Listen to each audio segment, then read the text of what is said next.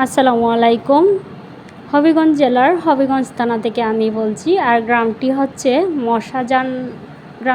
মশাজান। আর মশাজানকে ঘিরে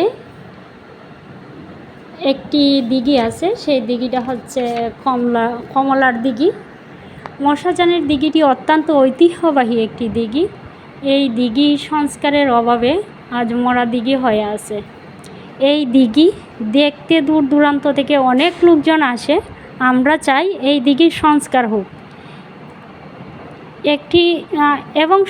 হোক এবং একটি দর্শনীয় স্থান হয়ে উঠুক। এই মরা দিঘির প্রাণ ফিরে আসুক, এটাই হচ্ছে আমার আকুল আবেদন সরকারের কাছে।